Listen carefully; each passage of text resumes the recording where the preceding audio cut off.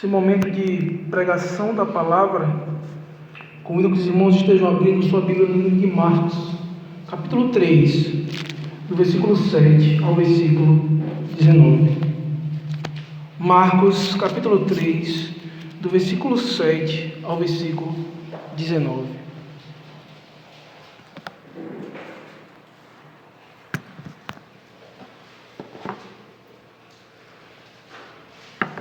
Estamos fazendo uma série no livro de Marcos, como os irmãos já sabem. Algumas semanas já estamos pregando no livro de Marcos. Hoje, no nosso 12º sermão desse livro, sermão de número 12, estaremos então pregando nesse texto. Marcos capítulo 3, do versículo 7 ao versículo 19. Diz assim a palavra do Senhor. Retirou-se Jesus com os seus discípulos para os lados do mar. Seguia-o da Galiléia uma grande multidão, também da Judéia, de Jerusalém, da Idumeia, da além do Jordão e dos arredores de Tiro e de Sidom, uma grande multidão, sabendo quantas coisas Jesus fazia, veio ter com ele. Então, recomendou a seus discípulos que sempre lhe tivesse pronto um barquinho, por causa da multidão, a fim de não comprimirem, pois curava a muitos, de modo que todos os que padeciam de qualquer enfermidade se arrojavam a ele para o tocar. Também os espíritos imundos, quando o viam, prostravam-se diante dele e exclamavam: Tu és o Filho de Deus. Mas Jesus lhes advertia severamente que o não expusessem à publicidade. Depois, subiu ao monte e chamou aos que ele mesmo quis, e vieram para junto dele. Então, designou 12 para estarem com ele e para os enviar a pregar e a exercer a autoridade de expelir demônios. Eis os 12 que designou: Simão, a quem acrescentou o nome de Pedro, Tiago, filho de Zebedeu, e João, seu irmão, aos quais deu o nome de Boanerges, que quer dizer filhos do trovão, André, Filipe, Bartolomeu, Mateus, Tomé, Tiago, filho de Alfeu, Tadeu, Simão o Zelote e Judas Iscariotes, que foi quem o traiu. Amém. Vamos orar ao Senhor nesse momento, pedindo para que Ele nos ajude na exposição da sua palavra. Oremos ao Senhor.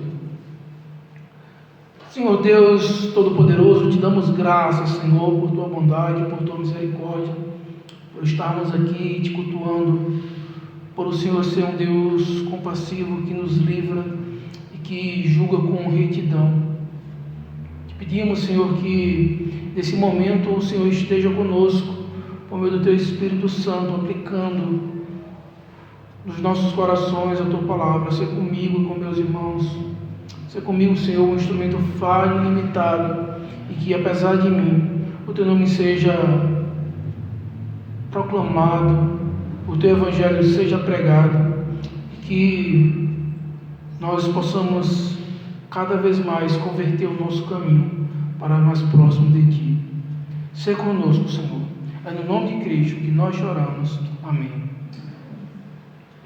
Provavelmente você já passou por algum tipo de seleção. Você passou por algum tipo de prova que você ia ser selecionado para fazer algo. Talvez um trabalho, uma entrevista de emprego, uma prova, vestibular, Enem. A vida ela é feita de seleções. Pessoas são selecionadas e outras não. Isso sempre acontece. Uma coisa muito comum, que no nosso país era muito esperada, era quando tinha então a convocação da seleção brasileira. Hoje nem tanto. Mas antigamente, quando era dia de convocação, as pessoas esperavam, queriam saber se os grandes jogadores teriam sido convocados, se as promessas do futebol estavam sendo convocadas ali para defender e representar o seu país. Muitas vezes as pessoas pensam, mas seria melhor que ele tivesse convocado outro, porque ele não convocou, porque um jogador tão bom talvez não foi convocado. Quando nós vamos olhar, quando pessoas são convocadas ou escolhidas para algo, percebemos que elas não estão indo para lá porque elas são boas ou porque elas têm condições. Muitas vezes as pessoas são convocadas, principalmente no contexto de seleção, é porque elas estão lá para defender algo. Elas estão lá para lutar por algo maior do que ela. E o princípio de convocação para defender algo, justamente vai mostrar que você está representando algo. Você está lá por algo ou por alguém. Por exemplo, ainda falando de contexto, o futebol no nosso país é muito forte.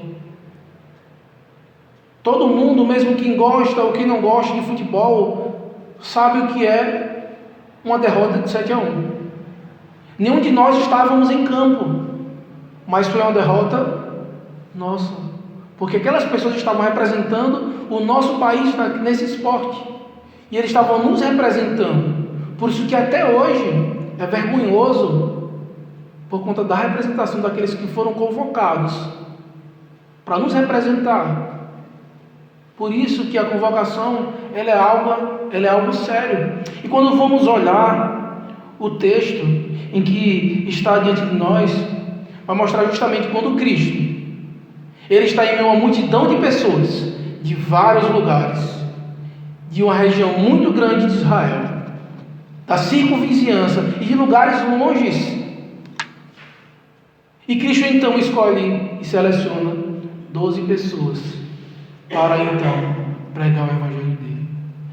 No entanto, Cristo ele convoca as pessoas não é para defendê-lo ou para representá-lo, mas Cristo primeiro os chama, porque Ele tem algo para oferecer.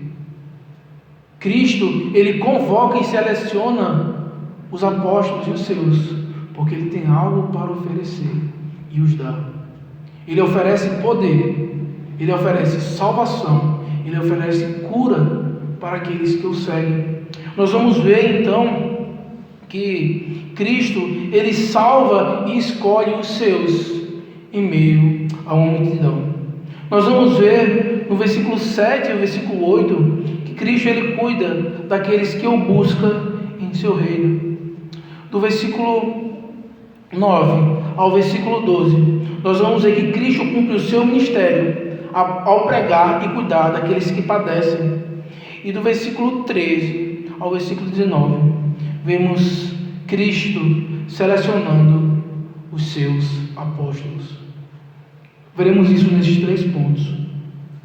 A título de contextualização, vimos muito bem no capítulo 1 de Marcos que Marcos está aqui mostrando a identidade de Jesus, quem ele é, quem Jesus é, o que ele vem fazer, quem ele representa. Marcos deixa bem claro que Cristo ele é tanto o objeto como o próprio Evangelho. A vida dele, em tudo que ele fazia, representava justamente o Evangelho. E mostra quem ele é, o batismo dele, ele sendo tentado, as multidões o procurando, o próprio João Batista, que era considerado como profeta, dizendo que ele era o próximo que viria e seria aquele profeta indicado no Antigo Testamento.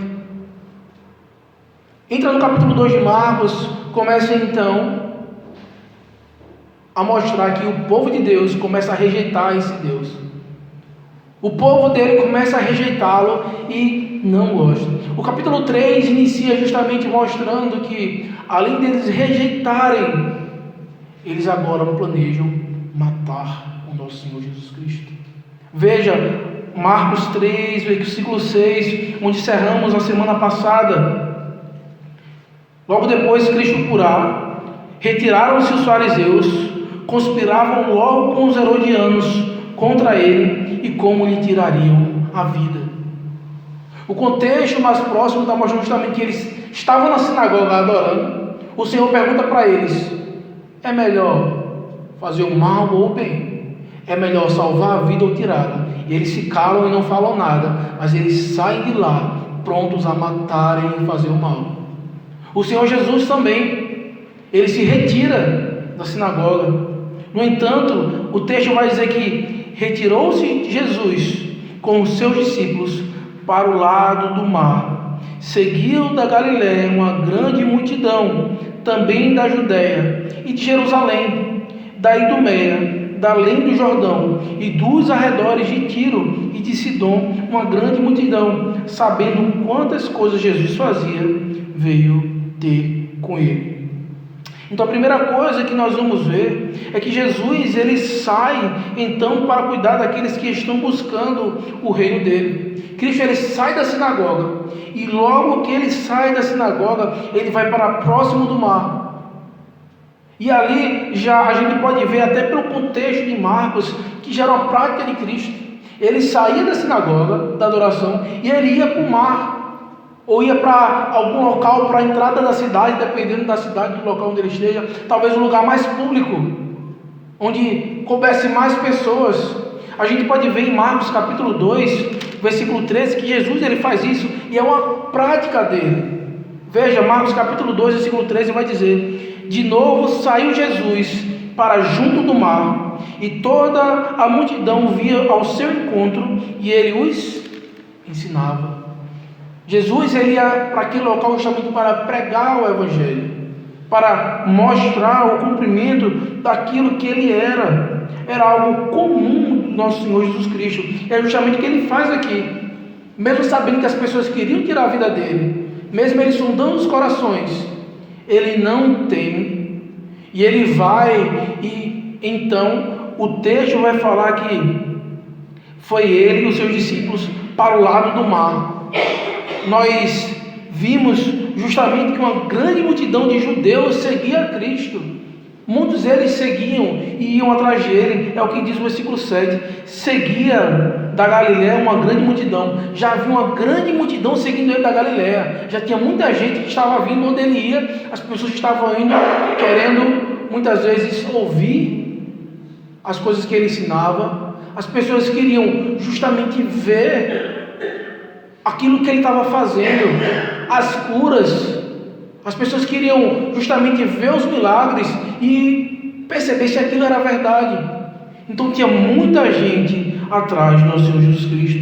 Mas além de toda essa multidão da Galiléia, eles também falam aqui de outras pessoas que não estavam tão próximos de onde ele estava, mas muitas pessoas curiosos que já estavam ouvindo falar, estava vindo de longe. A forma de Cristo estava sendo tão grande que pessoas de vários locais, várias situações, de locais fora de Israel, eles estavam vindo justamente saber se Cristo era realmente tudo isso que eles estavam dizendo, se ele fazia justamente tudo isso, o que estava sendo falado dele. Então, a gente viu lá no capítulo 1 que todo o povo de Israel, toda a cidade saiu para ver Cristo. Multidões e multidões já vinham conhecendo ele. Aqui já está entre o primeiro, segundo, final do primeiro e início do segundo ano do seu ministério. E Cristo, então, ele já está muito conhecido pela sua obra. Muitas pessoas sabiam que ele era, o que ele fazia. E não foi só uma ou duas pessoas que viram e que já estavam testemunhando, mas eram multidões e multidões e multidões e multidões, a tal ponto que os líderes eclesiásticos já estavam querendo matá-lo, porque já estava sendo algo incontrolável o que estava acontecendo. E Cristo, ele é seguido por várias multidões, tanto de judeus como de gentios. Os gentios ao qual a promessa é indicada, e temos visto isso nos estudos tanto de quarta quanto pelo domingo de manhã, que eles fazem parte também, eles podem entrar no pacto no Antigo Testamento. E gentios que ouviram falar de que Cristo era aquele que era prometido, também vieram ver. Talvez por curiosidade, Talvez porque algo maravilhoso ou alguém muito importante estava passando. Geralmente é assim que as coisas funcionam.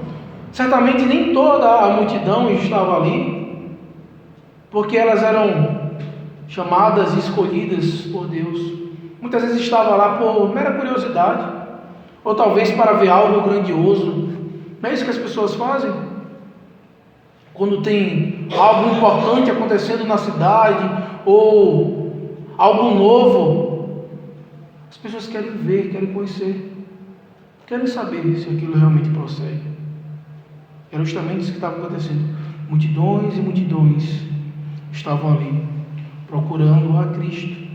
E quando nós vamos ver que Cristo, ele vai para aquela localidade da Galileia, onde lemos no livro de Jeremias, no início do texto, mas abra, por favor, o seu livro, a sua Bíblia, no livro de Ezequiel, capítulo 47.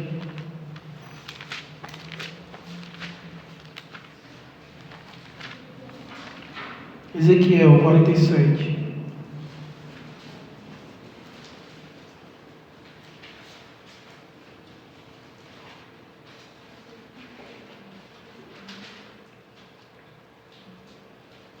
Diz assim, versículo 6. Ezequiel 47, versículo 6. E me disse: viste isto, filho do homem? Então me levou e me tornou a trazer à margem do rio. Tendo eu voltado, eis que à margem do rio havia grande abundância de árvores, de um lado e de outro lado, de um e de outro lado. Então me disse: estas águas saem para a região oriental e descem a campina e entram no Mar Morto, cujas águas ficaram saudáveis. Toda criatura vivente que vive em enxames viverá por onde quer que passe este rio, e haverá muitíssimo peixe. E aonde chegarem estas águas, tornarão saudáveis as do mar, e tudo viverá por onde quer que passe este rio. Junto a ele se acharão pescadores, desde En-Gedi em Eglaim.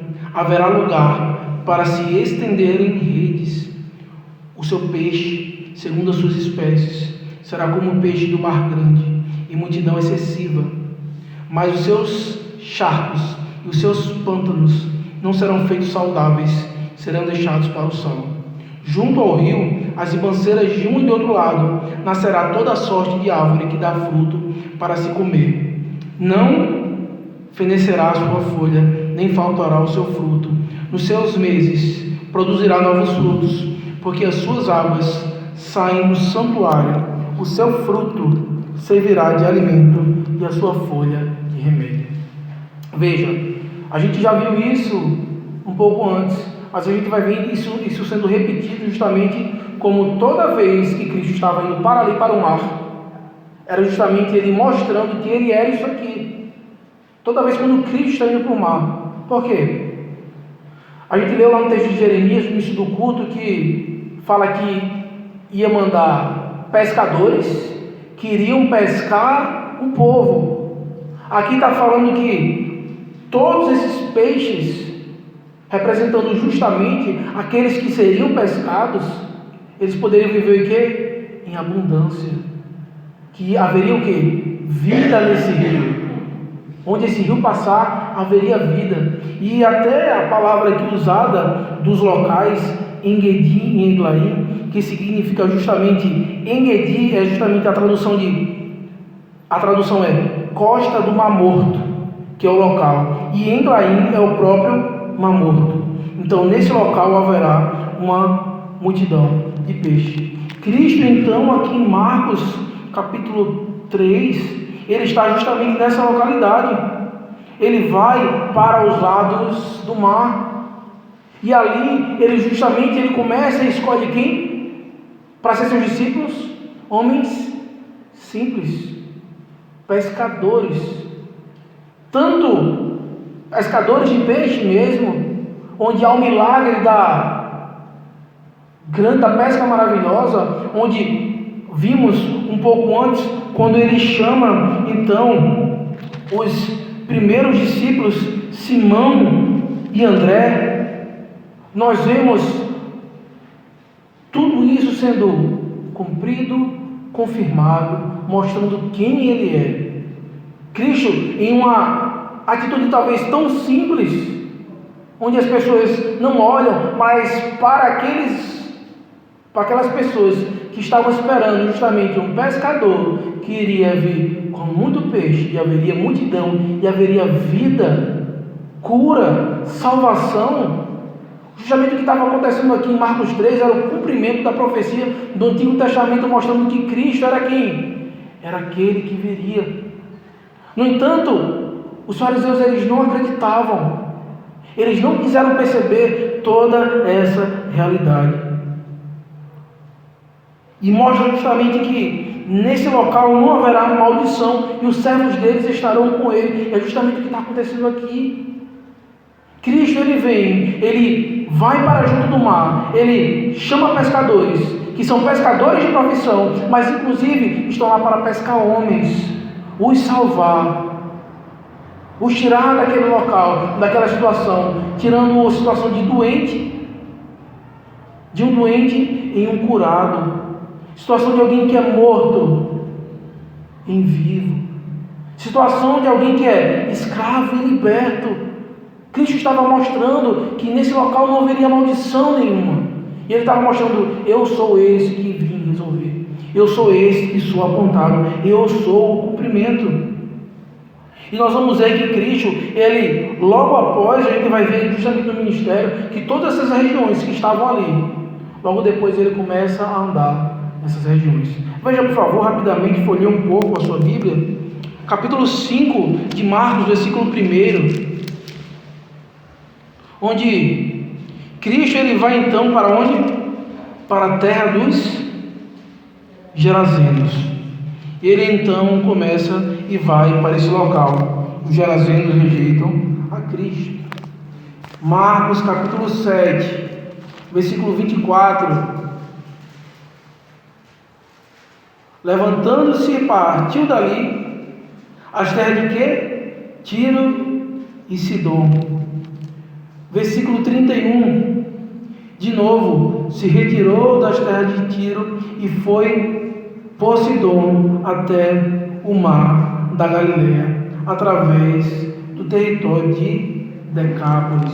Visitou várias outras cidades. Marcos 10, capítulo 1, versículo 1.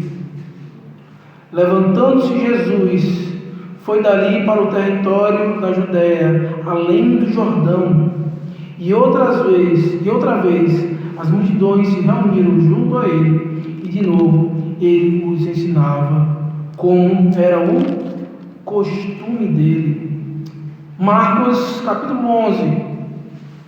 E quando entrou em Jerusalém, no templo, tendo observado tudo, como fosse já tarde, saiu para Betânia com os 12. Vemos que Cristo ele passou um tempo com essas pessoas. Ele saiu de lá como se ele estivesse indo para as cidades e devolvendo as pessoas aos seus lares. As pessoas iam seguindo e eles iam passando pelas cidades. E em todo local tinha pessoas que estavam seguindo e que o recebia, e ali então ele pregava o Evangelho. E Cristo aqui ele mostra justamente que ele cuida daqueles que ele busca ele em seu reino. E quando vamos olhar o contexto desses dois versículos, nós olhamos como onde Cristo ia, as pessoas estavam indo atrás. Onde Cristo ia, as pessoas estavam o seguindo. E quando a gente vai olhar o contexto que a gente vive, que a gente viveu recentemente, nós então começamos a nos questionar como é que nós iríamos agir se Cristo se ausentasse novamente do culto solene. Se de maneira solene o Senhor mais fizesse e nos colocasse uma situação que tivéssemos que fechar as portas e não poder cultuá-lo. Será que nós íamos nos distanciar dele, como muitas pessoas têm feito depois desse período de várias e várias igrejas fechadas. Não é só no contexto local, mas é uma realidade que as igrejas estão enfrentando. Muitas e muitas pessoas têm deixado de congregar. Elas não buscaram a Cristo. Elas não têm priorizado a sua vida cristã. E se isso realmente acontecesse conosco, se acontecesse algo ou acontecer na sua vida que você ficar privado do culto solene, você vai deixar de buscá-lo? Você vai deixar de adorá-lo? Você vai deixar de crer nele? Veja quantas pessoas eu ouvi falar, até mesmo por curiosidade, foi buscá-lo. Ainda mais nós que o conhecemos. Nós não podemos deixar de procurá-lo. Nós não podemos deixar de colocar ele no centro das nossas vidas. Nós não podemos deixar que nada nem ninguém nos tire da proximidade do nosso Senhor Jesus Cristo. Mesmo que ele se faça ausente de maneira solene, mas ele falou que iria deixar o seu Espírito e que iria cuidar de nós. Nós temos que ter isso em mente. O nosso Senhor, ele não nos abandona. O nosso Senhor, ele não nos deixa. Por quê? Porque ele prometeu. Porque ele falou o que ia fazer. Porque a boca do Senhor o disse.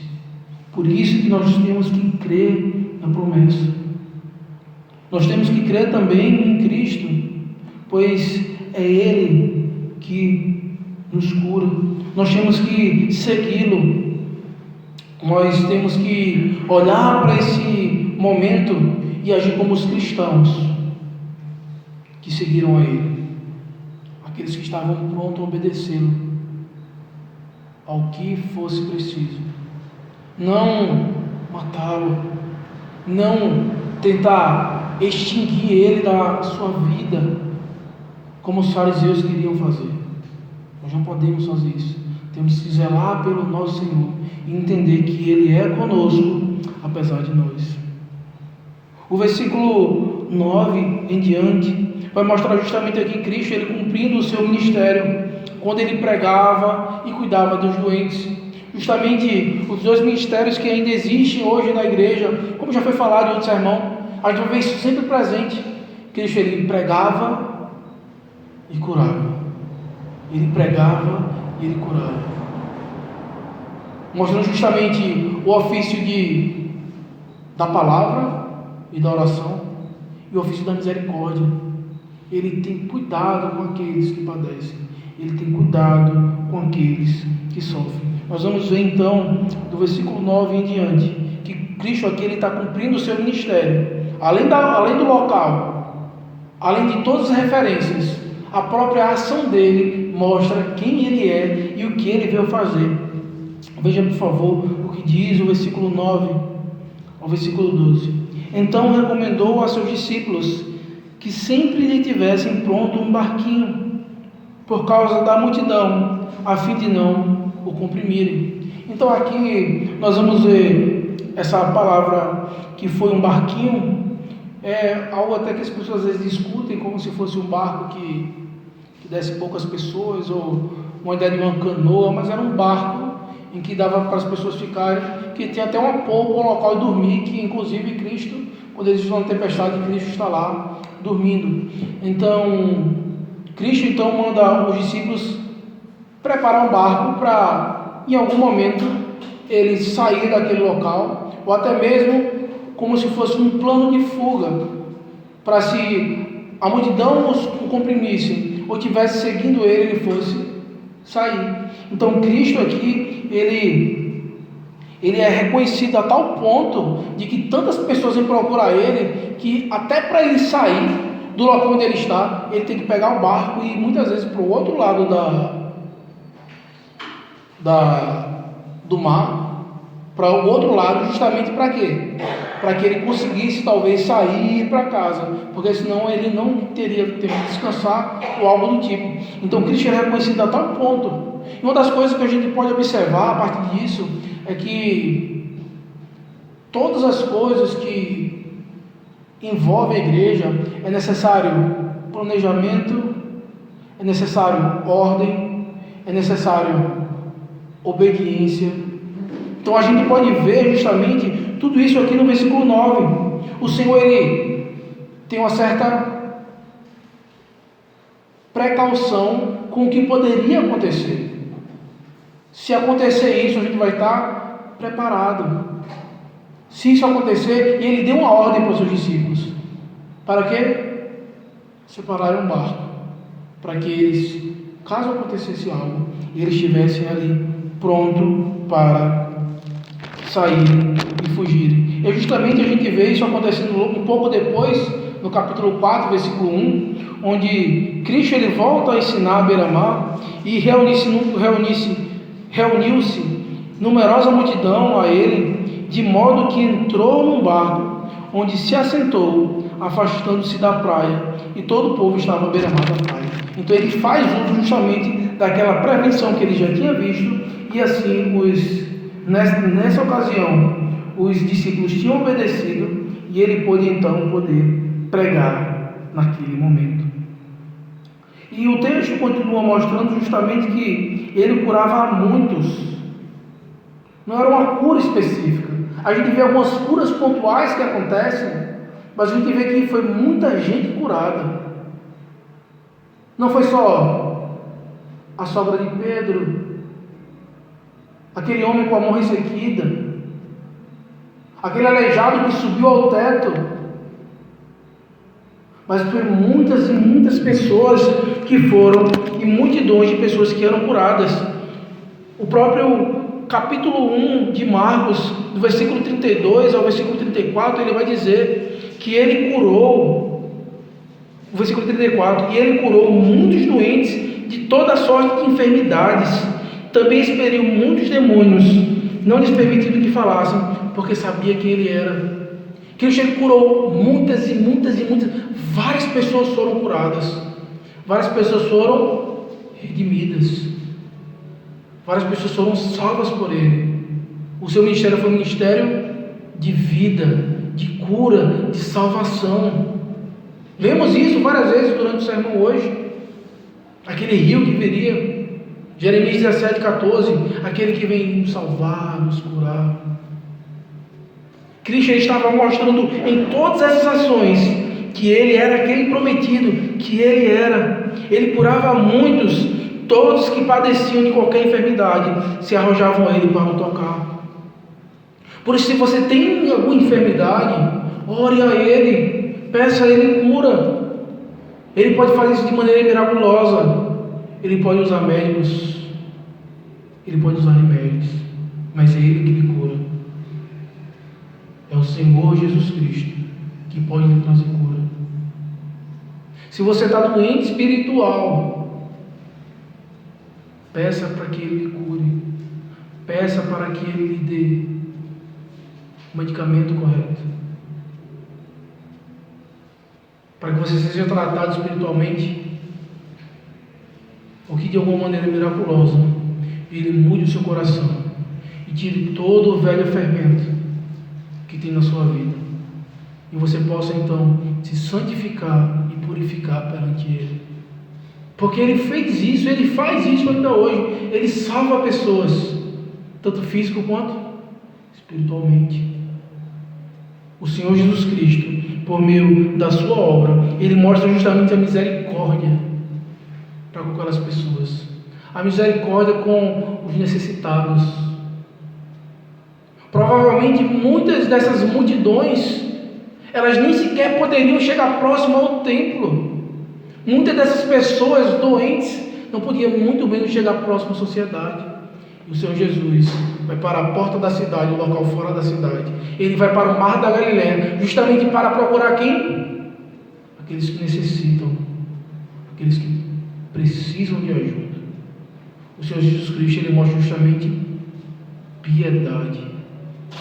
Ele mostra justamente clemência para com a criação, para com aqueles homens, para com as pessoas daquele período.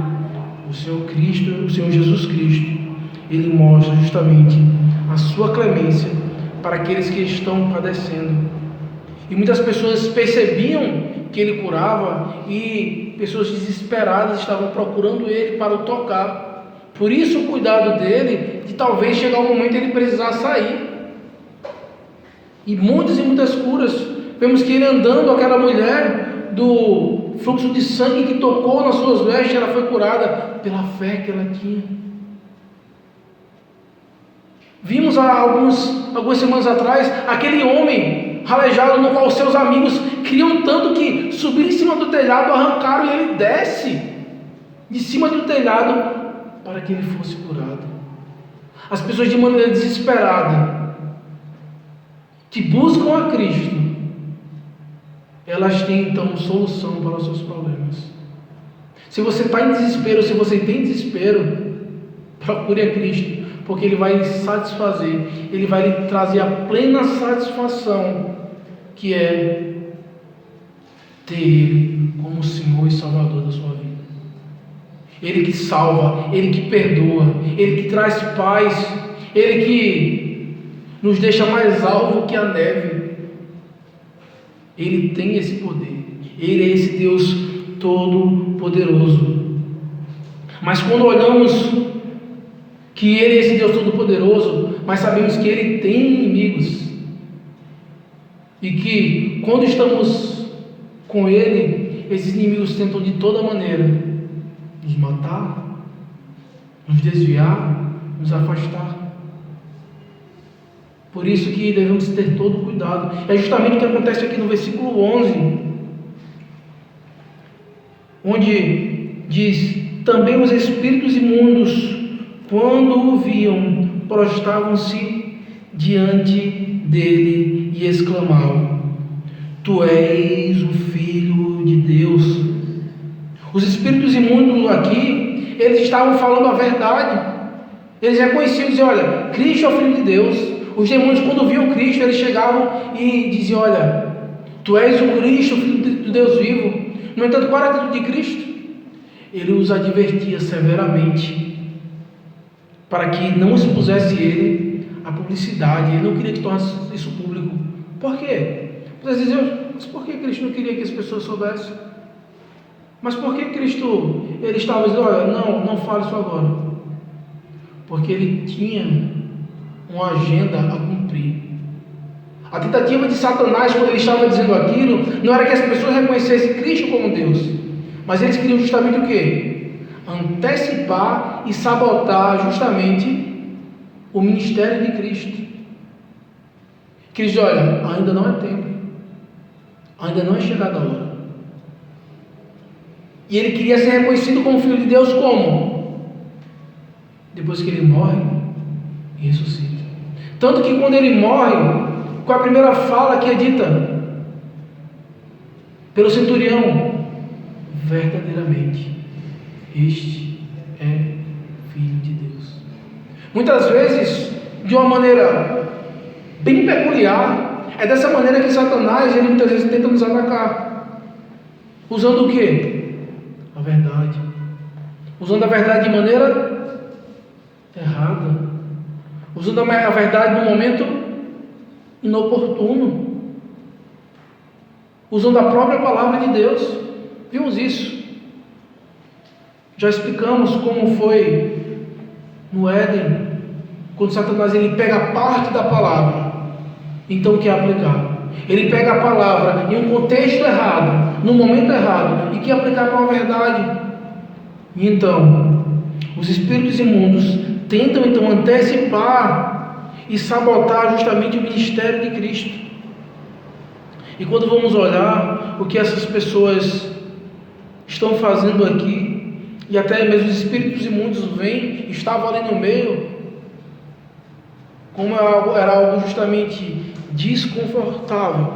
Você já imaginou você estar no meio da multidão, cheio de gente, a ponto de as pessoas estarem ali comprimindo, a da ponto de talvez não conseguisse mexer, para estar próximo a Cristo? Nós vamos olhar o culto no Antigo Testamento, quanto era também desconfortável. Nós estamos aqui hoje sentados, o clima aqui é muito agradável. Mas muitas vezes, por qualquer desconforto, nós reclamamos e dizemos que não dá para vir para a igreja, que está difícil, que tem problemas. Muitas vezes chove e não vem para a igreja. Muitas vezes está calor e não vem para a igreja. E vamos ver essas pessoas, elas se abarrotando no meio da multidão. No Antigo Testamento, as pessoas viajavam dias e dias andando. Quando chegava lá, estavam num local aberto, poeira, um local onde um animal era imolado, cheiro de sangue, criança chorando, não tinha banheiro, as pessoas em pé durante horas e horas para adorar o Senhor. Muitas vezes nós, no nosso conforto, nós olhamos o exemplo dessas pessoas e pensamos: até que ponto eu estou disposto a sofrer algum desconforto para adorar o meu Senhor? Não só vindo para a igreja, mas na minha vida. Até que ponto talvez eu estou disposto a abrir mão de coisas para obedecer a Cristo? Até que ponto realmente eu sou um servo do Senhor? O que pode acontecer na minha vida que talvez eu abra mão e digo: não, hoje não, isso não. Nós vemos o exemplo dessas pessoas que procuravam Ele a tal ponto de adorar. E ainda assim, mesmo no meio desses, tinha pessoas que tentavam sabotar tudo aquilo que estava acontecendo. Devemos ter muito cuidado para não nos colocar nessa situação. E Cristo, Ele então repreende, Ele advertia de maneira severa. Ele dizia: olha, parem, ou senão o pior vai acontecer. Muitas vezes Cristo, quando Ele curava as pessoas, Ele dizia isso: olha, eu sou bondoso, eu sou um Deus que te livrou de tudo isso que você está fazendo, mas tenha cuidado para que não te suceda coisa pior. As pessoas que passaram a vida toda sofrendo, escutar uma coisa dessa. Tem pessoas que defendem o seguinte, que oram para que a igreja seja perseguida. Tem pessoas que oram talvez para que a gente tenha que adorar de maneira escondida, cochichando, tendo que ter pedacinhos da Bíblia, porque elas pensam que é por meio do sofrimento que a fé é vivenciada. Mas não. A fé é vivenciada por uma convicção correta do que é o Evangelho. Então nós não precisamos ser perseguidos para que então a gente comece a viver da maneira que o Senhor requer. Não, nós não precisamos. Pelo contrário, deveríamos aproveitar a nossa liberdade. Nós não precisamos ser perseguidos a tal ponto de dizer assim: ó, você vai negar a Cristo ou você vai morrer? Aí você vai morrer. Mas em coisas tão simples, nós muitas vezes nos calamos, ouvimos as pessoas falarem o que querem do nosso Deus, atacarem a nossa fé, princípio de família, tudo aquilo que representa Deus. E muitas vezes nós estamos o quê? Calados. Quantas vezes nós temos negado ao Senhor para manter a nossa vida confortável, o nosso bem-estar no meio da sociedade? Esse não é o Evangelho. O Senhor Jesus Cristo, Ele adverte o quê? Severamente aqueles que tentam sabotar o que não reconhecem como o Senhor Jesus Cristo. E a gente vai ver que mesmo em meio a essa multidão, tudo isso acontecendo, Cristo então aqui Ele vai escolher os seus apóstolos. No versículo 13 ao versículo 19 nós vamos ver aqui a escolha dos 12 apóstolos. Do versículo 13 ao versículo 15 diz o seguinte: depois subiu ao monte e chamou os que ele mesmo quis, e vieram para junto dele. Então designou 12 para estarem com ele e para os enviar a pregar e a exercer a autoridade de expelir demônios. Quando nós vamos olhar aqui Cristo, é interessante que Quando nós vamos olhar a questão da salvação e escolha, nós temos um problema muito grande que o arminianismo ele traz na nossa realidade, é que muitas vezes coloca Cristo como injusto, porque ele escolhe uns e outros não. E as pessoas usam algumas frases, diz: como pode um Deus injusto mandar pessoas para o inferno? Como Cristo ele pode ser justo se ele manda pessoas para o inferno? Isso é porque há uma perspectiva errada, porque Cristo ele não coloca ninguém no inferno, pelo contrário, ele nos tirou de lá. A obra de Cristo, ele escolhe aqueles a quem ele quer. Ele mesmo diz: terei misericórdia de quem? Prové ter misericórdia. Terei compaixão de quem? Eu prové ter compaixão. Aqui, Marcos ele deixa bem claro: ele chamou quem ele quis, porque ele é Deus, é a vontade dele.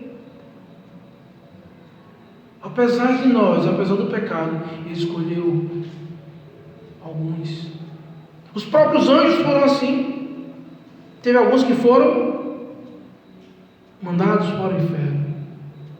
Teve anjos que desobedeceram e foram mandados direto. Logo depois o Senhor tirou toda a possibilidade dos anjos pecarem. O homem peca. No entanto, o Senhor dá para a criação uma perspectiva de esperança.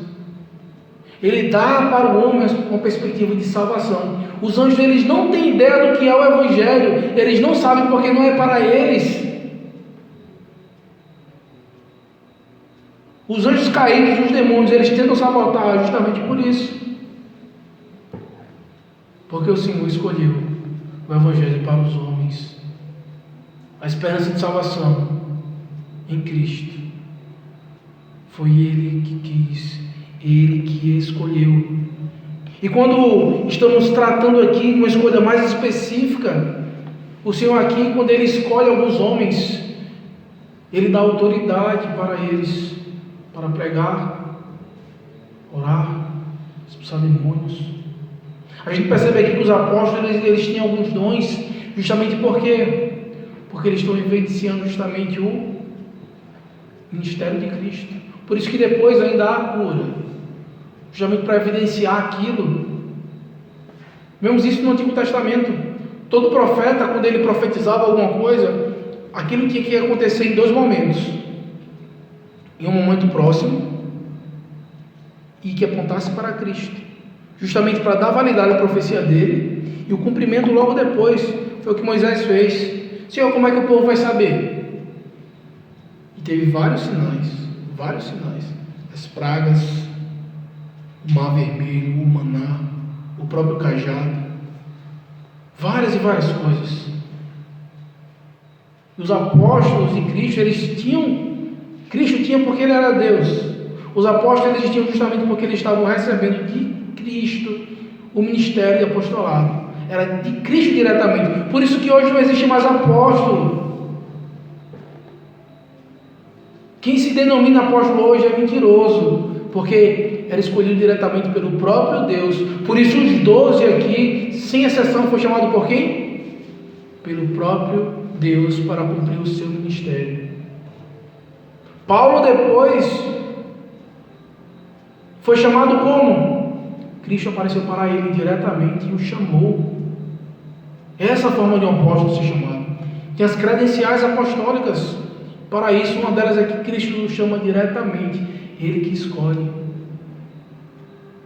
E hoje, por meio da igreja, o Senhor, Ele continua os seus ministérios, onde homens ordenados por Deus para desempenhar funções são colocados. Por isso que nem todo mundo pode fazer o que quer, nem todo mundo pode pregar, nem todo mundo pode subir e falar o que quer. Não, tem que ser pessoas designadas por Deus, reconhecidas pela igreja, para exercer tal ministério. Então as coisas de Deus não é feita de todo jeito. Vimos isso aqui quando Ele escolhe as pessoas e até quando Ele manda separar um barquinho. As coisas do Senhor não são bagunçadas. As coisas do Senhor não é para ser de todo jeito. Muitas vezes tem limitações por conta nossa, por conta que nós muitas vezes não nos preparamos, porque nós muitas vezes não sabemos como o Senhor quer ser adorado, é culpa nossa. Mas o Senhor deixa muito claro. Por isso que nós temos que aprender como adorá-lo, aprender o que Ele requer, o que nós façamos. E quando vamos olhar a escolha dos 12 apóstolos, nós vamos perceber isso, que Ele chamou 12 pessoas com características diferentes, pessoas com temperamentos, com atitudes, reações, maneiras de ser, pressupostos, empregos totalmente diferentes. Veja, por favor, a escolha dos 12 apóstolos. Versículo 16 ao versículo 18. Eis os 12 que designou: Simão, a quem acrescentou o nome de Pedro. Simão, ele é muito conhecido por ser aquele mais afoito. A gente tratou um pouco dele hoje pela manhã. Simão foi mudado o nome de Pedro, a ideia de rocha, que de firme ele não tinha nada. Ele é aquela pessoa que mais mudava. Cristo ali colocou esse nome nele, mudou o nome dele, mudou a realidade dele. E Pedro, ele foi colocado com uma espécie de liderança. Ele era o apóstolo mais velho entre os 12. Simão Pedro.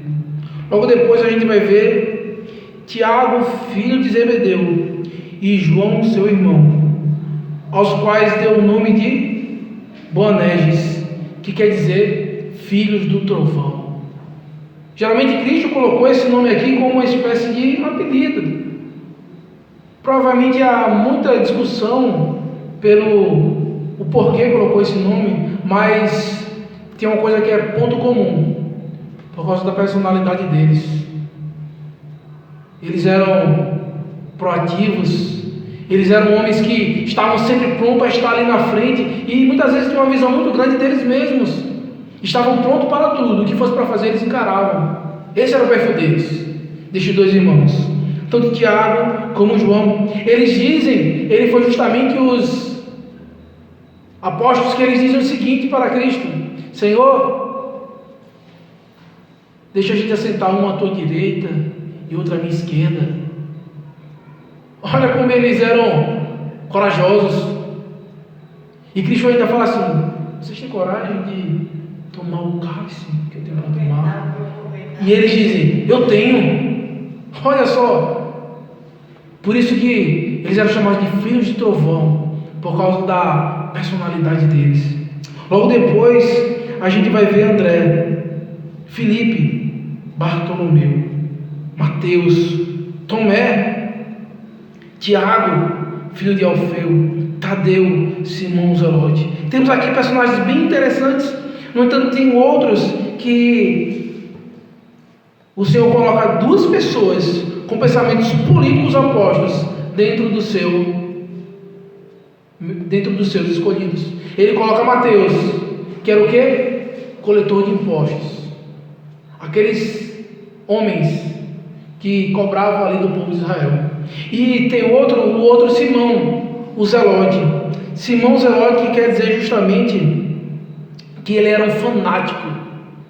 Zelote significa justamente isso, que ele era fanático. Ele era contra a realidade ali política local. E tinha um que era a favor, que estava na situação ali do povo, e outro que era oposição. E o Senhor coloca aquelas duas personalidades distintas no mesmo meio para eles conviverem e saber viver na diversidade, mostrando justamente que aquilo que eles estavam representando era maior do que qualquer coisa. Interessante que quando o Senhor Jesus é confrontado se ele deve pagar os impostos, então até mesmo os apóstolos, os discípulos, o observam para saber como ele ia responder, porque justamente havia esse problema no meio deles. E o Senhor diz o quê? Dá a César o que é de César e dá a Deus o que é de Deus. Cumpra as suas obrigações, tanto um como o outro. Mas zelem pelo nome de Cristo. Vemos aqui Tadeu, que também é conhecido como Judas, Tiago, que são colocados justamente na carta tanto de Judas como Tiago ali como irmãos de Cristo. Vemos João, que escreveu o Evangelho, as diversas cartas até o livro de Apocalipse.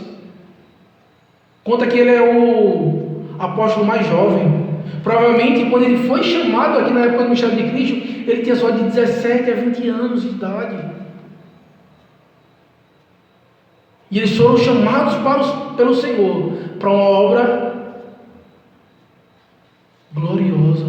Eles foram chamados aqui, eles foram selecionados, eles foram convocados para uma seleção, a qual eles não tinham a mínima ideia do que ia fazer e do que iria enfrentar.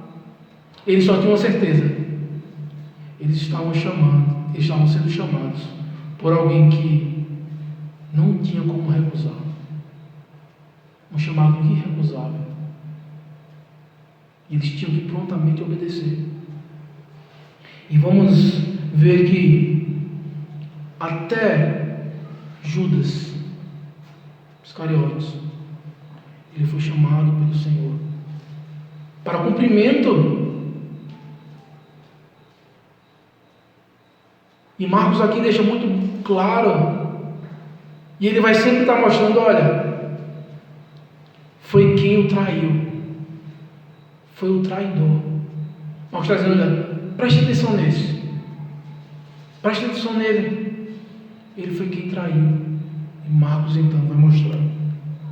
Quando a gente vai olhar para esse time,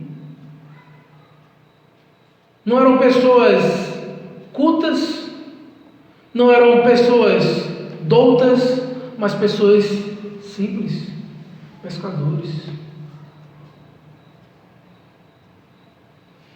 pessoas que estavam numa situação de miseráveis, e o Senhor os resgatou, os deu vida.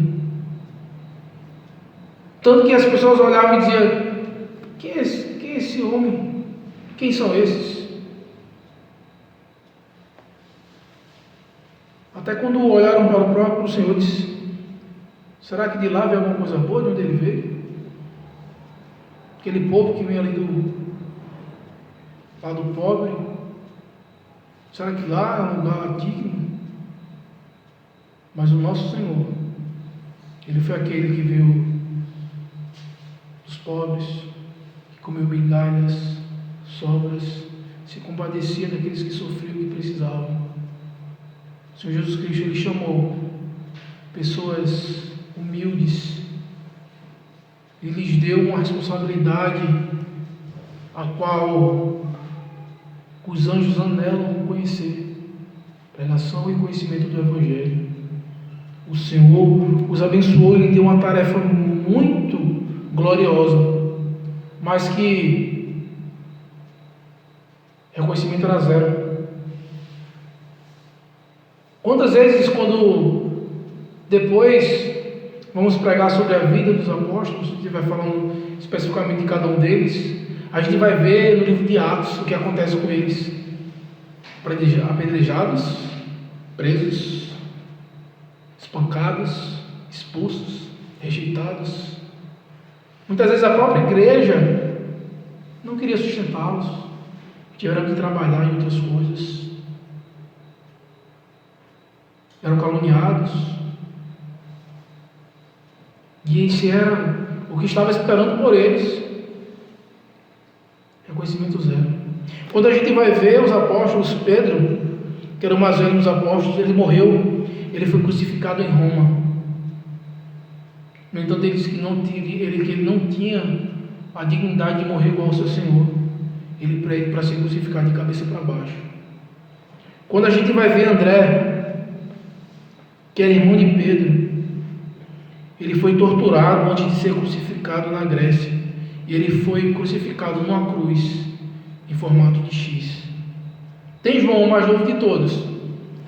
Ele foi o único que morreu de uma morte natural, mas a tradição fala que muito tempo antes ele foi jogado em um caldeirão de óleo fervente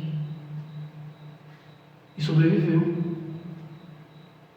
E logo depois se achou com o Senhor. Teve uma vida longa, morreu próximo aos 100 anos. Nós temos Filipe, que foi missionário na Ásia. Ele morreu condenado à pena capital em Herápolis. Não se sabe qual era a pena capital, qual foi aplicada nele, mas quem tinha a pena capital ou era morto, ou enforcado, apedrejado ou crucificado. Bartolomeu.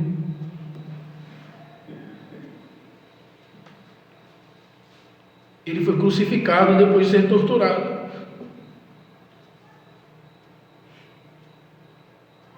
Mateus foi morto. Ele foi ferido por uma espada.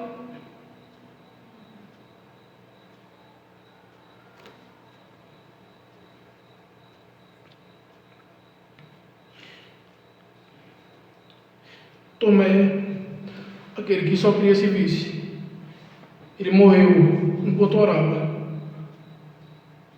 recebendo flechadas nas costas. Simão, ele morreu no massacre no ano 70 em Roma. Tiago foi decapitado em Jerusalém, o primeiro discípulo a ser morto. Tiago foi apedrejado, filho de Alfeu. Tiago morreu de forma violenta, não se sabe. Judas, ele se enforcou após trair Jesus por algumas moedas. Nós podemos perceber que para o ministério de Cristo ser cumprido, temos acesso a esse Evangelho, foi por meio de muito sofrimento, foi por meio de muita dor. E o nosso próprio Senhor Jesus Cristo, Ele nos selecionou, Ele nos convocou para lutarmos por Ele, para sermos chamados como filhos dEle. Um time com pessoas com várias habilidades, várias pessoas que atacam, várias pessoas que defendem, várias pessoas que talvez estão treinando para entrar em campo. E nosso papel é entender que o viver é Cristo e o morrer é lucro. Se a nossa vida não está pautada na obra do nosso Senhor Jesus Cristo, nós devemos reconsiderar o nosso cristianismo, porque Ele sofreu em nosso lugar. Cristo, Ele sofreu mais do que todos os homens, mais do que todos os seus apóstolos. Ele sofreu a ira eterna em nosso lugar. Que possamos estar lembrando sempre disso e ser grato ao Senhor por sua obra. Que possamos sair da multidão e fazer parte daqueles que são selecionados por Cristo para adorá-lo. Que o Senhor nos abençoe. Oremos ao Senhor. Senhor Deus Todo-Poderoso, te damos graças, porque Tu és um Deus bom, Tu és um Deus misericordioso que sofreu em nosso lugar, nos substituiu, nos dando vida, nos dando esperança. Senhor, tem misericórdia de nós. Nos ajuda, Senhor, a Te conhecer cada vez mais e que possamos estar sendo reconhecidos entre aqueles que louvam e adoram o Teu nome e que colocam o Senhor como centro das nossas vidas. Nos abençoa, é no nome de Cristo que nós choramos. Amém. Os irmãos se coloquem de pé para impetrarmos a bênção.